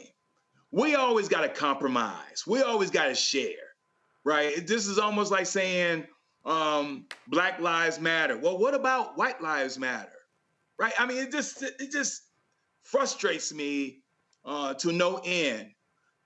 They should not have a choice in Alabama. Juneteenth is a federal holiday, but you're going to try to, lessen the blow for the state employees in Alabama and give them a choice? Really? You're going to give them a choice? So do we have a choice, Roland, for 4th of July? Do we have a choice, for Black History Month? They gave us one, they got the other 11. And so I just find it's always that we have to compromise when it comes to Black people. It's just frustrating to no end. But the crazy thing here, Amakongo, so y'all want to make the day that is designated to celebrate the end of slavery in Texas a state holiday, but you want to give the option to celebrate the birthday of the enslaver and the man who wanted who led the Confederacy to keep the very thing that you are celebrating? Go ahead. And the celebrated man who said that he didn't even want the Confederate flag flown at his funeral, when they lost, right? If they lost. Right. Look, this is amazing. This country, I don't know any country in the world that celebrates losers as much as the United States does. And they want to keep the Confederate idea alive, the idea of the lost cause alive. And then the question I have, Roland, is how does this get taught in schools? Because we see what Alabama's doing as it relates to getting rid of our history and all of this fake critical race theory legislation that people are passing. How are they handling this? What is this going to look like in the books? Because I'm sure they're not even going to be talking about Juneteenth in the books. And so they give the employees the option to choose which holidays they want to recognize. But then in the books, they can't even read about this stuff, or you can't even teach about it. The hypocrisy is so real, but it shows how they're just trying to hold on to everything in every way, shape, or form. And we have to continue to fight. We have to continue to speak up. We have to continue to call out this hypocrisy. And all of those, white folks who lived out in Alabama who claim to go to the rallies and believe in Black Lives Matter and say, are y'all speaking up, or are y'all challenging the government on this? This can't just be a Black people issue. If you believe that our history matters and that our lives matter, you should be speaking up as well. But again, Roland, not we, but in this country, there are so many elements here who want to continue to celebrate the losers. This is what Trump is playing off of. And if we continue to push back, we will eventually win and stop having to compromise on situations like this. This is the start, but it's not going to be where it's going to end, because we're going to get the full recognition. And Jefferson Davis, the loser, is not going to be there. It's just a matter of time. This is where we are today, but it's not where it's going to last. Julian? I'm just laughing, Roland. I can't stop laughing. The temerity of Alabama, the utter nerve of them to try to pair Jefferson Davis with Juneteenth. The problem is that while it's hilarious on one hand, it raises challenges on the other for Black employees in particular. People have to make a choice. Will people be pressured to make the Jefferson Davis choice? What role will human resources play in this? Will this be a red flag for racists? I mean, there are a lot of questions that are raised. How will the choice be made? You go to HR, I want Juneteenth. So while it's hilarious and it's ahistorical, it's so ahistorical. People keep behaving as if the Confederacy, we're just some states' rights group. But when you go and read the Confederate Constitution, they talk about being built on the premise that Black people are inferior, built on the premise. So when you celebrate Jefferson Davis, what you're celebrating is the premise that Black people are inferior. Now, we know that there are many who do believe that, but let's be clear. Don't give me this, we're just celebrating our history, the daughters of the Confederate Revolution. We're just celebrating our ancestors. The ancestors were sacks of you-know-what, who basically rebelled in enslavement because they could not have had a Southern economy without free Black labor. So when you celebrate Jefferson Davis, that's what you're celebrating. And when you're celebrating Juneteenth, you're celebrating freedom, the end of enslavement, the imperfect end of enslavement, because it has continued. Again, the pairing of the two is cynical. It's cynical, beyond cynical, and it's ahistoric. And again, we're talking to Alabama. We looked at the numbers in terms of incomes. We could look at the numbers in terms of education. Alabama, Mississippi, Louisiana, sometimes Arkansas, consistently at the bottom of the pile. And this is bottom of the pile thinking. All right, folks, real quick break. We come back. More on Roland Martin Unfiltered on the Black Star Network. Back in a moment.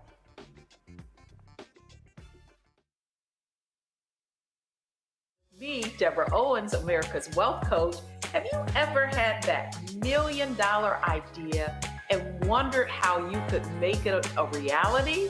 On the next Get Wealthy, you're going to meet Liska Askalise, the inventress, someone who made her own idea a reality and now is showing others how they can do it too. Positive, focusing in on the thing that you want to do, writing it down, and not speaking to naysayers or anybody about your product until you've taken some steps to at least execute. Liska Askalise on the next Get Wealthy, right here, only on Black Star Network. Next on The Black Table with me, Greg Carr. Dr. Kwasi Kanadu, author, scholar, and healer. He is one of the truly representative thinkers and activists of our generation. I had a dream, a particular night, and when I woke up, several ancestors came to me, and they came to me and said, "We really like what you're doing, but you have to do more." His writing provides a deep and unique dive into African history through the eyes of some of the interesting characters who have lived in it, including some in his own family. The multi-talented, always fascinating Dr. Kwasi Kanadu on the next Black Table here on the Black Star Network. Fanbase is pioneering a new era of social media for the creator economy. This next generation social media app with over 600,000 users is raising $17 million, and now is your chance to invest. For details on how to invest, visit startengine.com/fanbase or scan the QR code. Another way we're giving you the freedom to be you without limits. What's good, y'all? This is Doug E. Fresh, and you're watching my brother Roland Martin Unfiltered as we go a little something like this. Hit it. It's real.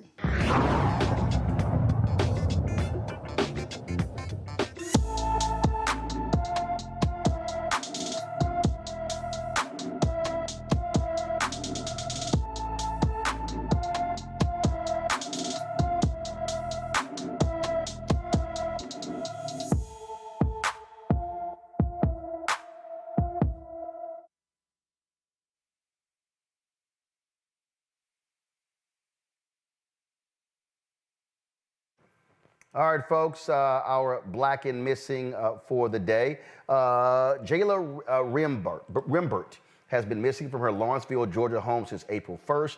The 25-year-old is 5 feet 6 inches tall, weighs 90 pounds, with black hair and brown eyes. Anyone with information about Jayla Rimbert should call the Gwinnett County, Georgia Police Department at 770-513-5700, 770-513-5700. All right, folks, Donald Trump and the New York Attorney General's office finally reached an agreement over the $175 million bond in his civil fraud ruling. Both have agreed to allow the bond to be backed by California-based companies so long as the collateral remains in cash, among other stipulations. The dispute centered around the underwriter Knight Specialty Insurance Company. They are part of the Knight Insurance Group, chaired by billionaire Don Harkley. The New York Attorney General's office was concerned over the details of the bond, saying the company should be under full control of Trump's collateral and was not authorized to write business in New York. Also, of course, speaking of Trump, the first day of his testimony ended early today due to a juror's medical appointment. Before being dismissed, prosecutor Matthew Colangelo told the jurors in his opening statement, this case is about criminal conspiracy. He laid out the prosecution's case, describing it as a conspiracy between Trump and Michael Cohen, his former attorney. Colangelo said the former publisher of the National Enquirer will testify that he met with Trump after the election, and Trump thanked him for dealing with the stories about women claiming to have had an affair with him. Trump's lawyer told the jury that he did nothing wrong and that they will find him not guilty. Testimony resumes Tuesday morning. All right, folks, time for Fit, Live, Win.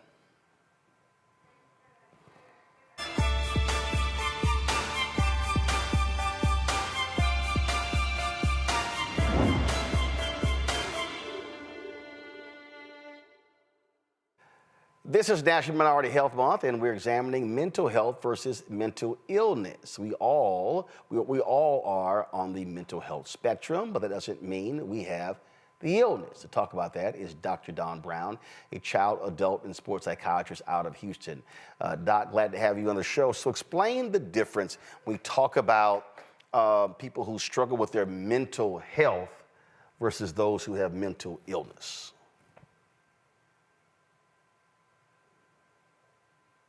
All right, let's get Doc's signal straight. Looks like it froze. And so I'm going to do this here, go to a quick break. We'll come back, we'll get our signal straight. We'll be right back on the show.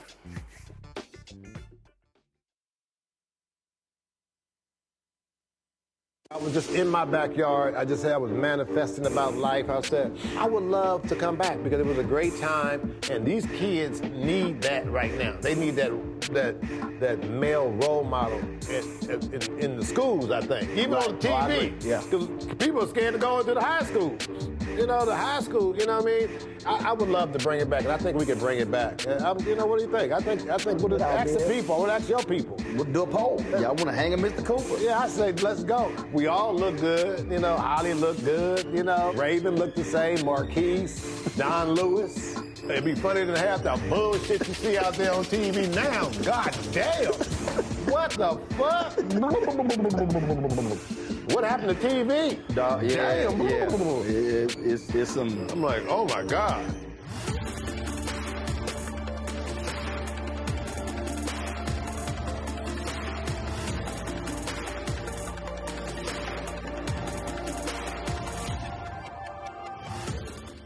Hey, yo, what's up? This is Mr. Dalvin right here. What's up? This is KC. Sitting here representing the JODECI, that's Jodeci. Right here on Roland Martin Unfiltered.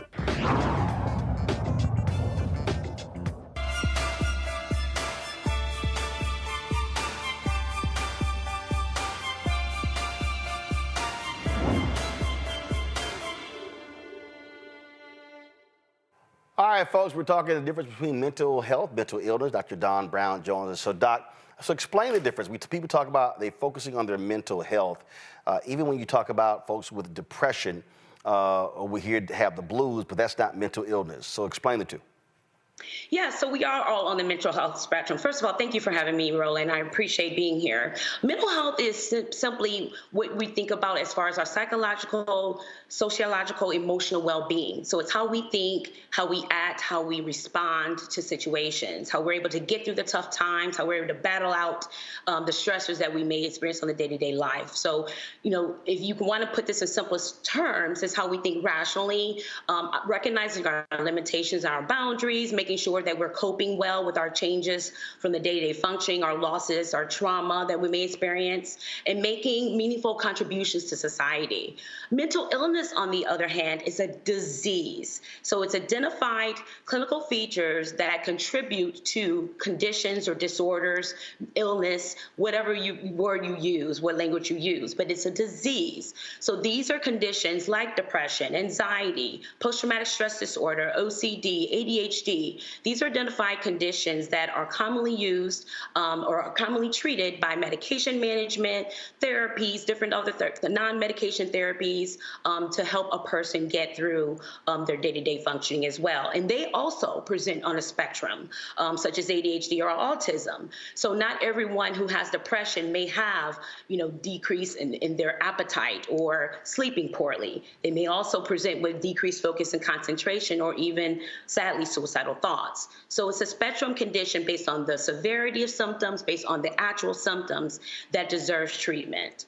But have you seen it escalate? Somebody who has mental health issues and then all of a sudden it escalates into mental illness? I have, and that's why it's so important for us to take care of our day-to-day functioning, because mental health issues or issues can also present an increased risk for someone to experience an actual illness or a condition. So yes, we have seen these numbers largely escalate. Naturally, I can give you some stats here. 1 in 5 adult Americans have reported mental health illness within a particular year. So that's about 44 million adult Americans each year have reported some type of mental illness, not even a symptom, but an illness. The suicide rate in ages 10 to about 35 is the second leading cause of death. When we're considering Black males, it's known as a silent epidemic. The suicide risk in Black males over a 5-year period has escalated by 43%. In Black women over a 10-year span, that's also escalated as being number 1 in ethnicity and gender, as being suicide being the number 1 risk factor in women and Black girls. So, suicide attempts can also present risk factors for actually completing suicide. So that's like people or teenagers who often come to me and say they're, reporting self-harming behavior like cutting or self-mutilizing their bodies. That actually places people at an increased risk as well. So these numbers are staggering. So it is important that we take care of our day-to-day functioning in order to prevent these risks from becoming stats and then also illnesses that people require treatment. So we're all about preventative care here. Questions from the panel. Derek, you first. Dr. Brown, appreciate the work that you're doing. And my question as it relates to Georgia, since 1997, Georgia started closing their facilities that dealt with mental health and mental illness. And since 1997, when they started closing these state facilities, those who were experiencing mental illness, challenges either end up in the hospital or the jail cell. But now we're starting to turn the corner 25 years later, and we're building a facility. And the challenge that we're having right now, we can't find enough clinicians, and it's going to take a couple of years to build this facility. What do you recommend for us to do to mitigate this problem while we open up a new facility that we haven't had in the last 25 years? It's a very good question. I'm actually multi-state licensed. One of those states is Georgia. And one of the things, this is a multi-level problem, right? So you start with the federal obligations to make sure that we have financial information or literacy as well as financial means to make sure that we're actually supporting psychiatrists to actually go to these roles, right? I mean, if you think about how many psychiatrists are produced, it's about 54,000 psychiatrists in the United States currently. 1% of those psychiatrists are actually in the office. 85 to 86% are actually government-funded psychiatrists. And then those of 1% who are in the office, for example, are from the BIPOC community. So when you're thinking about the people that you're treating in these facilities, when you're thinking about where these facilities are located, which states, whether it's the funding that's supporting these facilities, not just opening them, but maintaining the opening and making sure that the people are getting what they need and deserve. And then the aftercare, so to prevent them from re-entering, these facilities as well. All of these things and all of these components are part of the infrastructure that we're currently are very problematic because there's just not the sustainable infrastructure that we can actually use right now to make sure that we're providing equitable and adequate care for these individuals. First of all, to prevent them from having to go to facilities, but hopefully just to go to the day-to-day maintenance appointments versus going to long-term residential facilities because they've been dealing with a mental illness that has been gone unnoticed and therefore untreated. So there's a multitude of issues there. Then you think about the uninsured and underinsured. When you have uninsured, you have people who can afford insurance. And we're not talking about medical insurance. We're talking about mental health insurance, which often doesn't come with their medical insurance and often is a separate insurance plan that people are forced to get if they're dealing with a mental health crisis or illness. And then you talk about the underinsured. These are individuals who have insurance, but it's not adequate enough to provide equitable care, or they don't provide care at all. So, these are, again, some issues that we're dealing with when we're trying to find mental health coverage, particularly in the states of Georgia, Texas, where I'm at, in order to provide the best care possible for patients in our community. Julian? Dr. Brown, first of all, thank you for your work and thanks for the stats that you shared. I think they're really important and we need to drill down on them. I'm thinking, as you were speaking, I was thinking of Ntozake Shange for colored girls who considered suicide when the rainbow was enough. Because I'm thinking especially about Black women's mental health. Been two really notable Black women's suicides recently. Black women who are highly accomplished. So these became very public. Lincoln University in Missouri, where a sister who was an administrator killed herself. What's up with these visible Black women and suicide, and what can we do to make sure that these very highly visible women get the support they need? Often when you've got it all going on, people think everything's okay. But, as someone who experiences depression, I will tell you that sometimes you look good and it's not good. What can we do to provide support systems for Black women who are in crisis?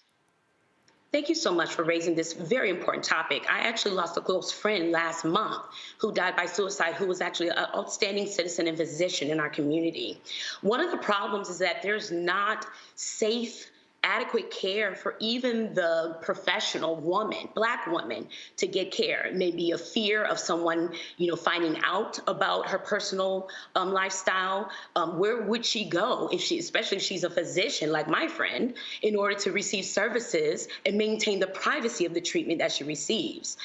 This mentality that Black women wear these capes and wear the crowns and takes care of a society, that was kind of the analogy that we often use from enslaved days, that is basically outdated tools, right? So, pulling up the bootstraps and making suck it up and you're going to be okay mentality has also, trickled down from generations to generations to everyday modern living now, which doesn't suffice to the demands of the society of working Black women today.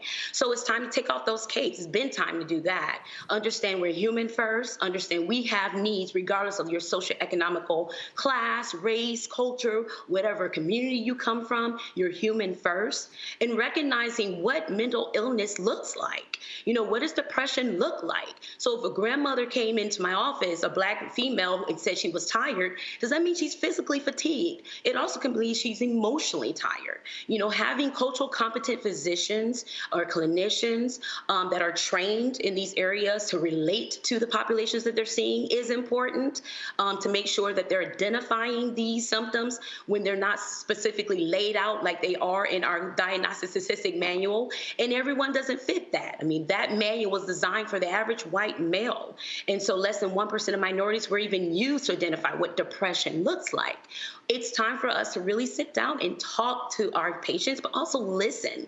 Listening is so important in our community groups, in one-on-one with my patients, with our spiritual groups, our just girlfriend groups, and understanding that, hey, listen, let's share stories. Because I think that if people can identify that they're not alone in this journey, then they're more apt to talk. They're more apt to trust. They're more apt to reach out, especially when they need help.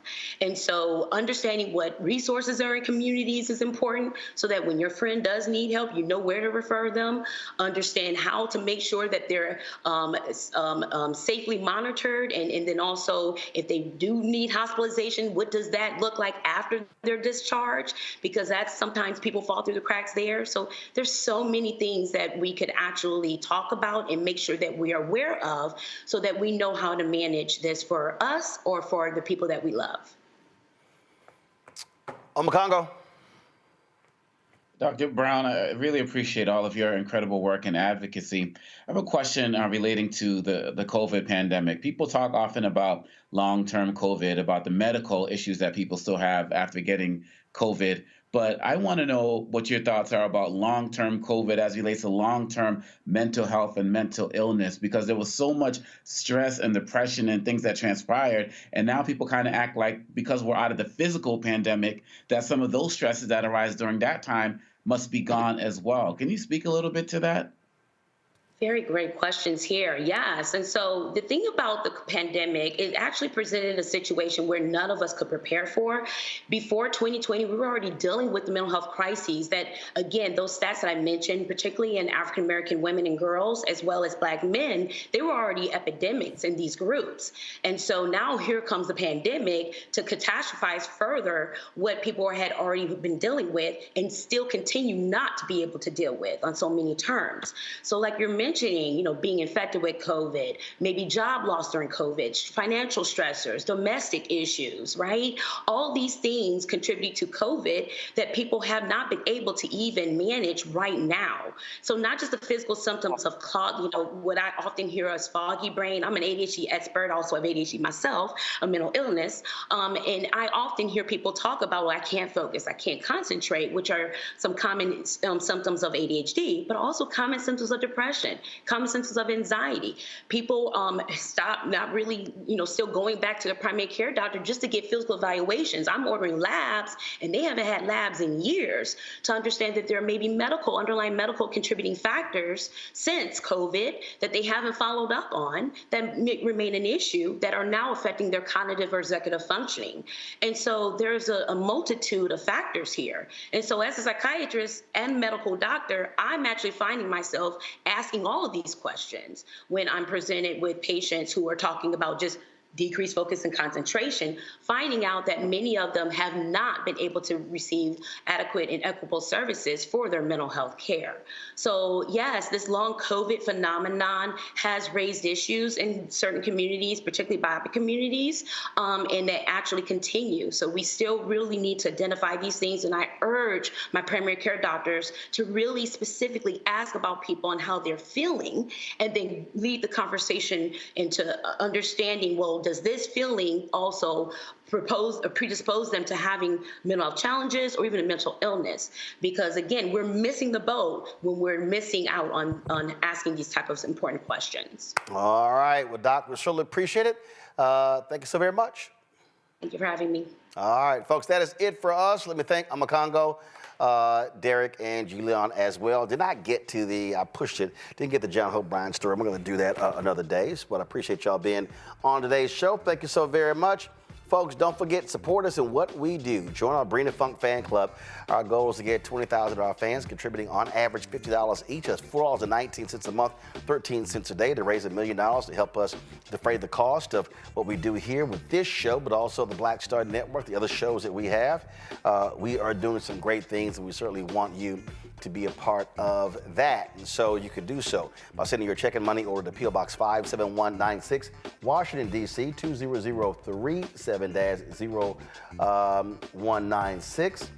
Don't forget also you can help us. You can go to Cash App, $RM Unfiltered, PayPal, and remember, $RM Unfiltered, okay? So that's the key. You still have some folks out there who are imposters, so do not send your money to them. PayPal is R Martin Unfiltered, paypal.me/R Martin Unfiltered. Venmo is venmo.com/RM Unfiltered. Zelle is 2 emails, Roland@RolandSMartin.com, Roland@RolandMartinUnfiltered.com. Download the Black Star Network app.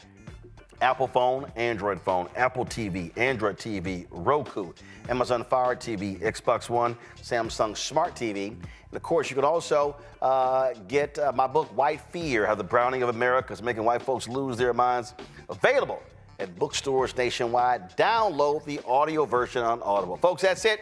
I'll see y'all tomorrow right here on Roland Martin Unfiltered on the Black Star Network. Check out all our great content. Go to our YouTube channel, youtube.com/Roland S. Martin. Also, go to our Black Star Network app. You can see all of our available content. Follow us, of course, on all social media platforms. On Instagram, I'm at Roland S. Martin. Twitter, Roland S. Martin. Threads, Roland S. Martin. Snapchat, Roland S. Martin. Facebook, facebook.com/Roland S. Martin fan page. YouTube is youtube.com/Roland S. Martin. And of course, you can hit me at Roland S. Martin on Roland Martin Unfiltered on TikTok, Roland S. Martin on Fanbase. There you go. I'll see y'all tomorrow. Holla!